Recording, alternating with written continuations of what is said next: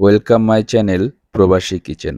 প্রবাসী কিচেন থেকে আমি সজল, আর আপনারা দেখছেন প্রবাসী কিচেন। তো বন্ধুরা, আজকে আমরা চাইনিজ যে আইটেমটা বানাতে চলেছি সেটা হলো manchow chicken soup. Manchow chicken soup কীভাবে করে বানানো হয় সেটা আজকে আপনাদের দেখাতে চলেছি। তো বন্ধুরা, এখনও যদি আপনারা সাবস্ক্রাইব না করে থাকেন আমার এই চ্যানেলটা, অবশ্যই সাবস্ক্রাইব করে নিন। এই চ্যানেলটি খাবারের রিলেটিভ বিভিন্ন ধরনের ভিডিও দেওয়া হয়ে থাকে। তো বন্ধুরা, চলুন দেখে নেওয়া যাক মানচাও স্যুপ কীভাবে করে বানানো হয়।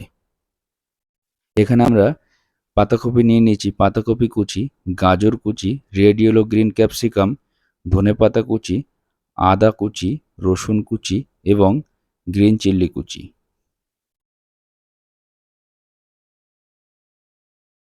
সবথেকে প্রথমে বন্ধুরা আমরা একটু বয়েল নুডলস নিয়ে নেব। বয়েল নুডলসের মধ্যে সামান্য একটু কর্নফ্লাওয়ার দিয়ে সুন্দর করে মিক্স করে নিতে হবে, হাত দিয়ে ভালো করে নাড়াচাড়া করে নিতে হবে। এবার বন্ধুরা একটা প্যানে একটু সামান্য তেল নিয়ে নেব। তেল গরম হয়ে গেলে পরে নুডলসটা ঢেলে দিতে হবে। নুডলসটা ঢেলে দিয়ে এক সাইড পুরো হালকা গোল্ডেন কালার আসলে পরে এবার ওটাকে পাল্টি মেরে অপোজিট সাইডে দিয়ে এটাকেও হালকা করে ভেজে নিতে হবে। সো বন্ধুরা, আমাদের নুডলসটা ভাজা হয়ে গেছে, এবার একটা পাত্রে উঠিয়ে নেব।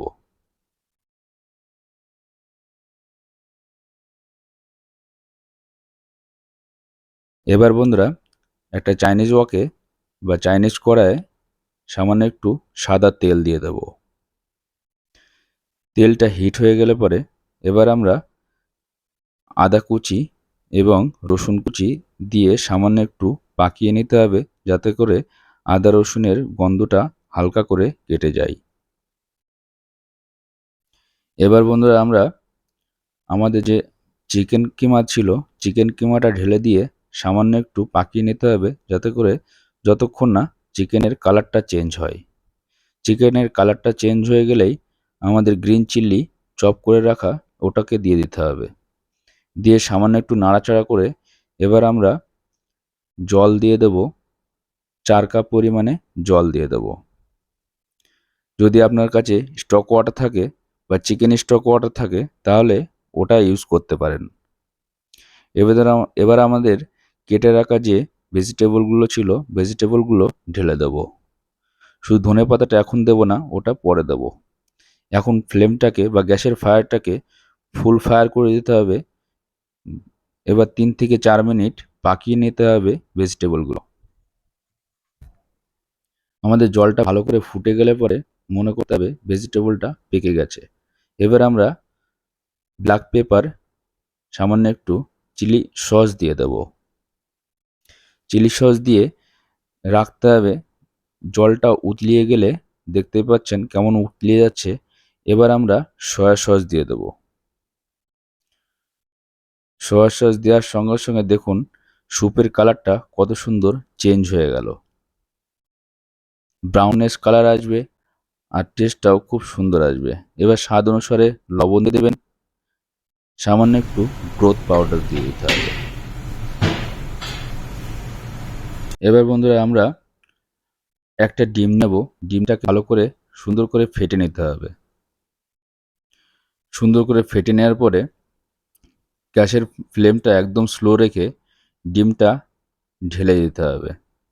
ঢেলে দিয়ে সঙ্গে সঙ্গে নাড়াচাড়া করবেন না, হালকা করে ডাবু দিয়ে নাড়িয়ে দিতে হবে।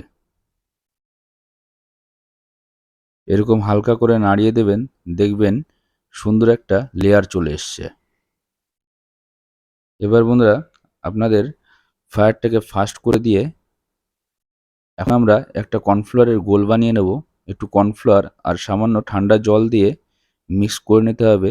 গোলটা গাঢ় করবেন না, তাহলে কিন্তু ঢালার সঙ্গে সঙ্গে জমা হয়ে যাবে।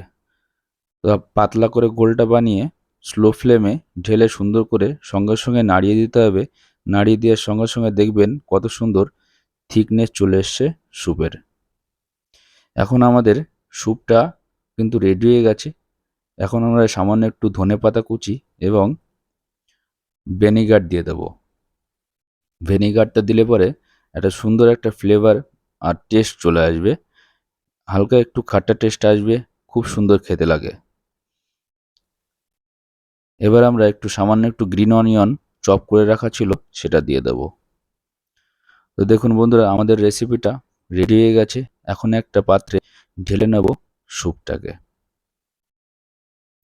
এখন বন্ধুরা, আমরা গার্নিশের জন্য সামান্য একটু গ্রিন অনিয়ন দিয়ে দেব এবং ধনেপাতা কুচি দিয়ে দেব।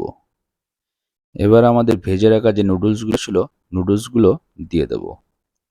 বন্ধুরা, আমাদের এই রেসিপিটা কেমন লাগলো অবশ্যই কমেন্ট করে জানাতে ভুলবেন না। আর এরকম নতুন নতুন ভিডিও পেতে হলে অবশ্যই সাবস্ক্রাইব করতে ভুলবেন না। ভালো থাকবেন, সুস্থ থাকবেন। ধন্যবাদ।